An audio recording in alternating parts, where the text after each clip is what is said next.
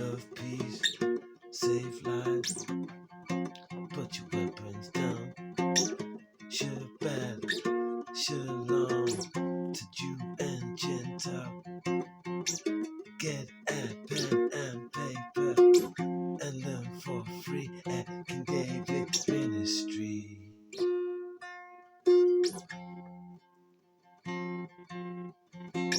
This is part 3 of King David being the true Messiah. Praise the living creator. Higher, higher, yeah, yeah. He's the one who gives you breath every day. Can't sing too loud cause my son's asleep in the bed. But I wanna feed the people, do my job as a high priest of Israel.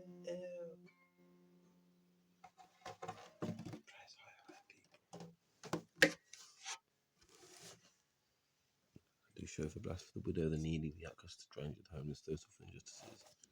Praying for the end to come soon, man. Praise higher, higher. This is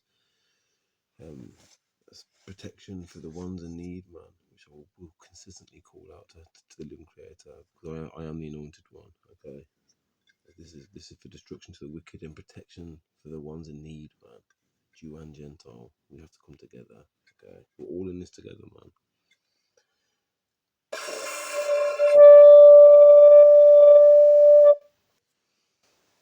Can't do that for too long because my son's sleeping, man. Alright. Start with the law, and then we're just going to get into it, man. We're going to get into it. Get a pen and paper, get your Bibles out, man. Okay. It says there, not to exclude an Egyptian from the community of Israel for 3 generations. There shall be no harlot in Israel, that is, there shall be no intercourse with a woman without previous marriage, with a deed of marriage for informal declaration of marriage. Deuteronomy 23 verse 18. This is a part, I think it's 3. If you go to my past 2 lessons, you'll see lessons in relation to King David being the true anointed one. This may be 2 parts, but we'll see how it goes. Okay, I'm going to read from some notes which I've been writing for this lesson. Preparing for the people for free. Okay, right, let's just zoom out a bit. That's as far as it goes. King David, the true Messiah, part 3 lesson. Jeremiah chapter 30. For it shall come to pass in that day, says higher of hosts, that I will break the yoke from off thy neck. Compare this with Isaiah chapter 9 verse 4 and 6. This is the time when unto us a child is born, and I will burst thy bonds, and strangers shall no more serve themselves of him. Okay, remember, we're prisoners of war, the Keskuvi Act 1666, operating illegally within this matrix, and Dumb Verses 1452, and many other papables that they use as well, man. Doctrine of Discovery, and many others. But they shall serve higher, I shall create his name, and David their king, not JC Apollo, who was written in the fake New Testament, who was not anointed according to our law. He is not mentioned in Chronicles, Marcoin of Sinope. Higher is, that's who the author of the New Testament. Higher is raising up David to you. I put high. I'm here. Hosea 3 verse 4 and 5, and the confirms David and not another being Israel's king.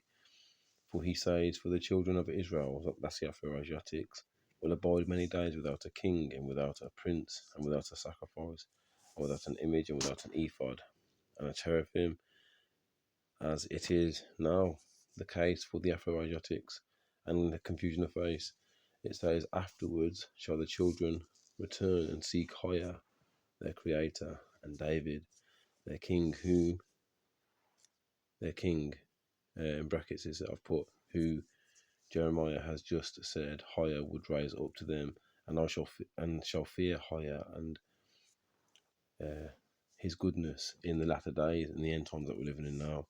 Zechariah 12 verse 8 forever settles this most important question and declares most clearly and plainly that it is David in that day when Hire saves the tents of Judah first, shall Hire defend the inhabitants of Jerusalem, and he that is feeble among them at that day shall be as David, and the house of David shall be as Hire, as the angel of Hire before them.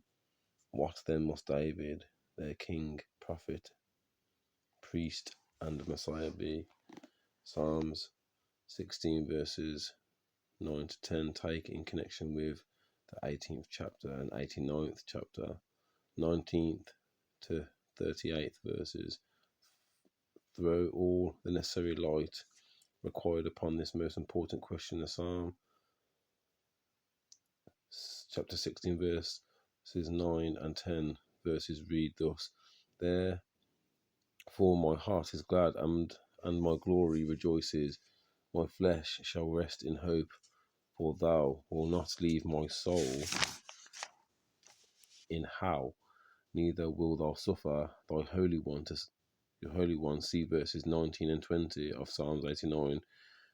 Who this Holy One is, whether David or JC, to see corruption. I challenge the will to see the information I have compiled as evidence on who the true Messiah of Hire is backed up by the divine inspired words are a historical document, the Bible, in brackets Old Testament, Psalms 22 and chapter 22, 2 Samuel, sung by David as his last song before his last words in chapter 23 verses 1 to 8, in which he declares himself the anointed Messiah of Hire of Jacob.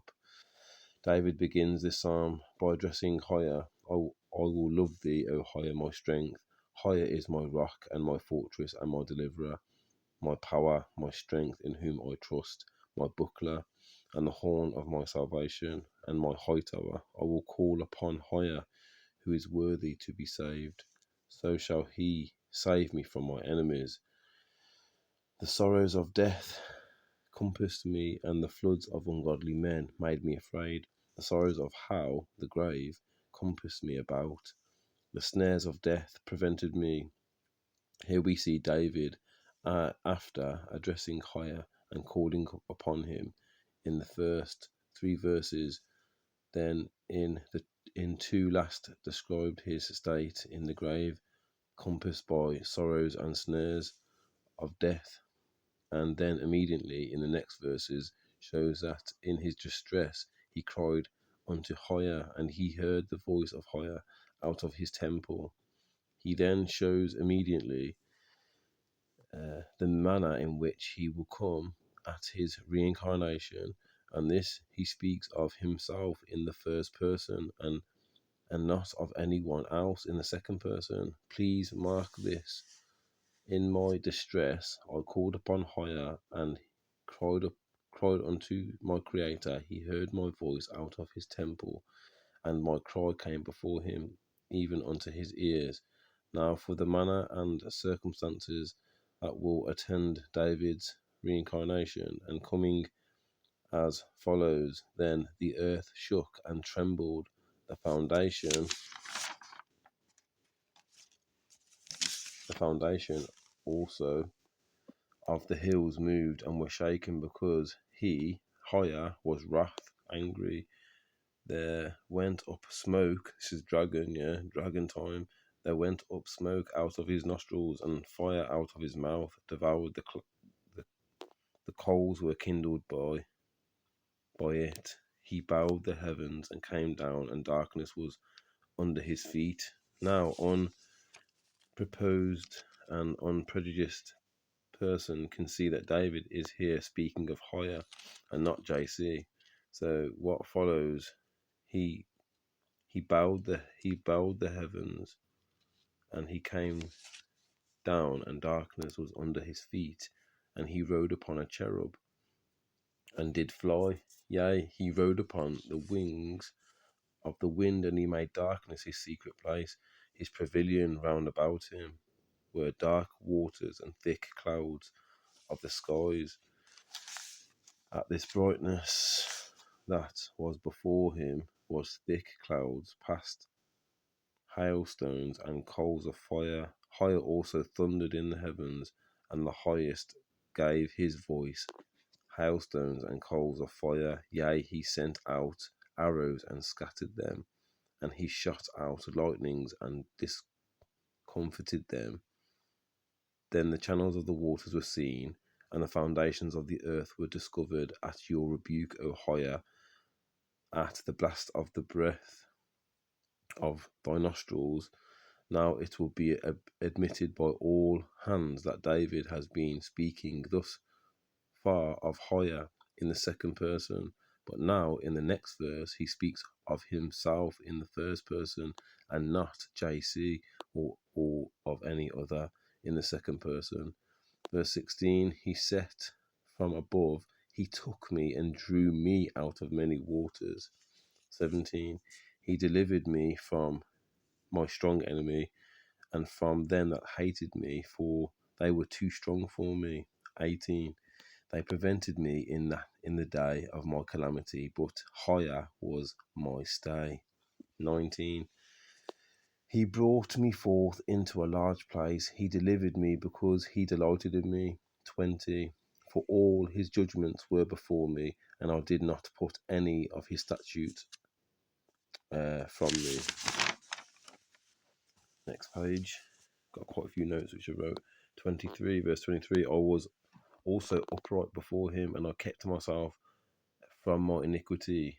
24, therefore has higher recompensed me according to my righteousness, according to the cleanness of my hands in his eyesight.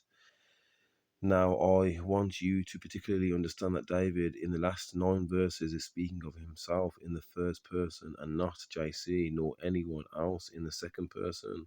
So he was in the first 6 verses of this same psalm, but at the 7th he changes the pronoun from the first to the second person. That is from himself to higher. Thus then the earth shook and trembled, the foundations also of the hills moved and were shaken, because he, higher, was wrath. When there is such a plain and manifest distinction of pronouns preserving to David such vast promises of power and blessings at the reincarnation, how very unjust and unfair it is in Christians to try to rob David of his claims by changing the first person to the second person and applying them to JC.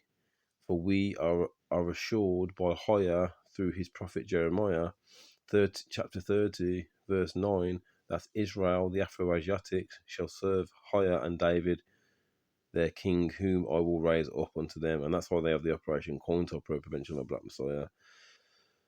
I know well that there are many so prejudiced and prepossessed by the oppressor, the ones who took us over, in favour of JC being the true Messiah, that they will not hear nor believe one word concerning David being the only true anointed or Messiah of higher, of Jacob. But when higher stirs up himself and awakes to judgment, to judge the cause, then they will know who is, in inverted commas, the living child according to higher's righteousness.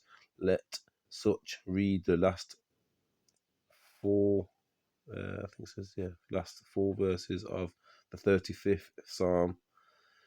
Judge me, O higher, my Creator, according to my righteousness, and let them not rejoice over me. Let them not say in their hearts, as the Church of Rome has done, so we would have it. Let them not say we have swallowed him up by counterfeiting another Messiah. Let them be ashamed and brought to confusion together that rejoice in my hurt. Let them be clothed with shame and dishonour that magnify themselves against me. Let them shout for joy and be glad that favour my righteous cause. Let them say continually, higher be magnified, which has pleasure in the prosperity of his servant. The above is a full declaration of the shame and confusion of the enemies to David's messiahship, and the joy and gladness of the friends to him and his righteous cause. We will now turn our attention to the 89th Psalm, 19th to 38th verse, where we will have a full proof not only of David's messiahship, but also who is the Holy One mentioned in Psalms chapter 16 verse 10. Get your Bibles out, people. Part 2 coming up.